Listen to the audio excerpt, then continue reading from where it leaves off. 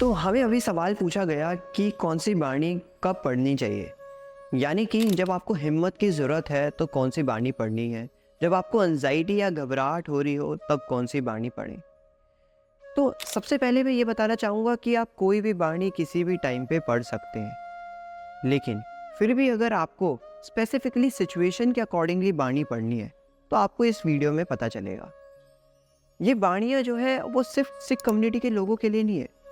जो भी गुरु साहिबानों पे विश्वास करता है, ये वीडियो उन सबके लिए है। तो इस वीडियो को एंड तक जरूर देखना। Let's get started.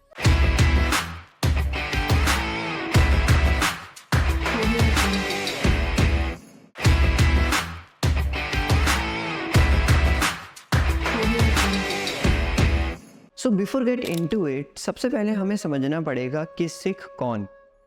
सिख वो है जो कि गुरु साहिबानों की बाणी पे विश्वास करता है।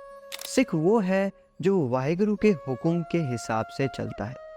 सिख वो है जो ये नहीं देखता कि वाहिगुरु ने आज मेरे को दुख दिए हैं तो मैं उनकी निंदा करूं, या फिर मुझे सुख दिए तो मैं ज़्यादा पूछ लूं। सिख वो है जो कि दुनिया के किसी भी धर्म को गलत नहीं कहता, इंसानियत को आगे लेकर चलने की बात करता है। यहाँ पर अब समझने की बात यह है कि सिख कोई भी हो सकता है, इसका धर्म से लेना देना बिल्कुल भी नहीं है। एक हिंदू भी सिख हो सकता है, एक मुसलमान भी सिख हो सकता है। सिख का मतलब होता है स्टूडेंट, सेवादार। गुरु साहिबानों ने हम सिखों को इन 5 बाणियों को पढ़ने का अधिकार दिया है। नितनाम, जिसमें शामिल है जपजी साहिब, जाप साहिब, तख्त प्रसाद सवैया, चौपाई साहिब और आनंद साहिब। गुरु ग्रंथ साहिब जी में लिखे हुए हमें एक दिन में 3 बाणियाँ पढ़नी चाहिए, नितनाम, रहराज साहिब और सुहेला साहिब। अब सवाल यहाँ पर यह आता है कि कौन सी बाणी कब पढ़नी चाहिए। नितनाम हमें अमृत वेले के समय पढ़ना चाहिए, रहराज साहिब हमें शाम के वक्त पढ़नी चाहिए और सुहेला साहिब ठीक सोने से पहले हमें पढ़नी चाहिए। लेकिन अब मन में यहाँ पर एक सवाल ये आता है कि क्या हम सुहेला साहिब को सुबह पढ़ सकते हैं या नितनाम को रात में पढ़ सकते हैं? जी नहीं, इस तरीके से हम वाणी को नहीं पढ़ सकते हैं या इस समय पर इन वाणियों को नहीं पढ़ सकते हैं, क्योंकि यहाँ पर जो है सिख रहत मर्यादा को मानते हुए हमें वाणी को पढ़ना है, अपने मन से नहीं। क्योंकि अगर अपने मन से वाणी को पढ़ने लगे तो काफ़ी भेद भी कर सकते हैं।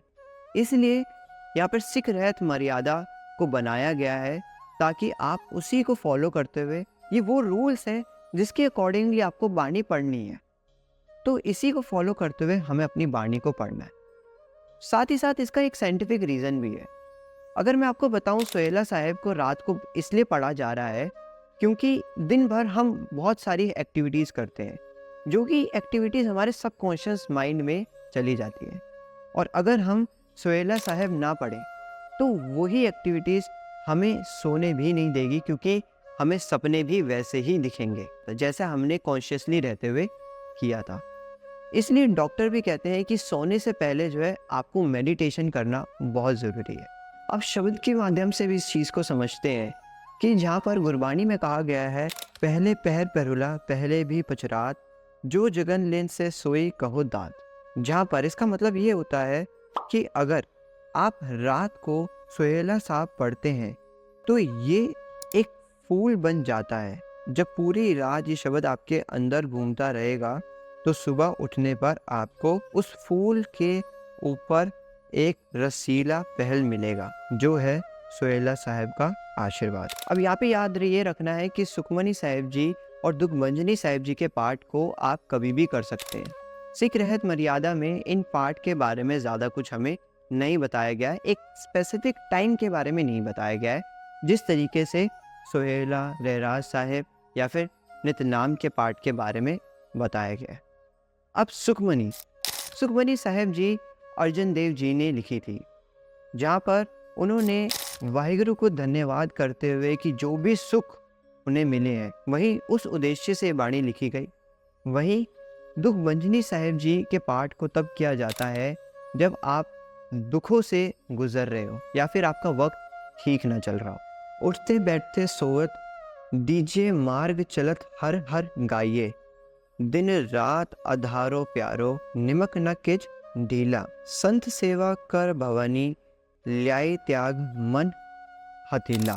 इस शब्द का मतलब ये है कि सोते उठते बैठते हमें सिर्फ वाहिगुरु का ही उच्चारण करना है, उस वाहिगुरु को ही धन्यवाद करना है। दिन रात सिर्फ उन्हीं की हमें आराधना करनी है और अपना पूरा जीवन ऐसे ही व्यतीत करना है। अब यहाँ पर हमें ये याद रखना है कि जब भी हम इन पाठ को पढ़ते हैं, जैसे मैंने आपको स्टार्टिंग में कहा था कि आप किसी भी पाठ को किसी भी समय में पढ़ सकते हैं रहत मर्यादा के अकॉर्डिंगली। अब ये मैंने इसलिए कहा था क्योंकि यहाँ पर पाठ से ज़्यादा आपकी भावना, आपकी नीयत देखी जाती है कि किस नीयत से आप पाठ पढ़ रहे हैं। ये नहीं देखा जाता कि किस समय से आप गुजर रहे हैं।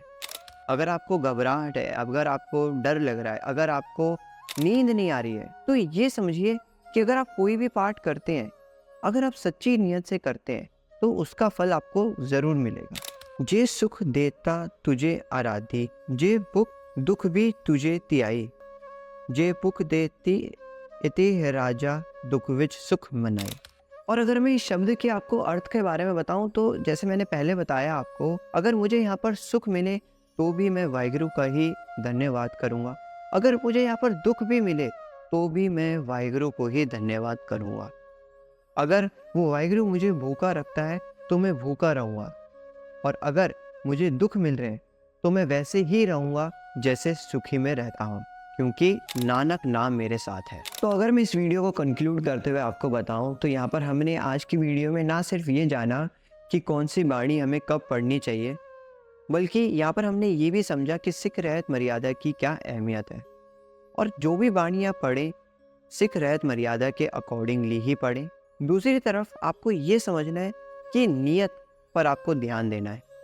नीयत आपकी साफ होनी चाहिए, तभी गुरु महाराज आपसे मिलेंगे। शब्द पढ़ना हमारे लिए इसलिए ज़रूरी है क्योंकि गुरु महाराज इन्हीं शब्दों में छुपे हुए हैं, बस हमें इन्हें ढूंढना है। बाकी यहाँ पर हमेशा वाहिगुरु का धन्यवाद करिए जिस भी स्थिति में आप हैं। अगर आपको ये वीडियो थोड़ी सी भी इंफॉर्मेटिव लगती है तो ज़रूर अपने दोस्तों के साथ शेयर करिए। अगर आपको लगता है कि आपको और चीज़ें हमें बतानी है तो comment section is always open. अगर वीडियो पसंद आई तो इस वीडियो को लाइक ज़रूर करिएगा, और इफ़ यू लाइक दिस बाणी then subscribe this channel now.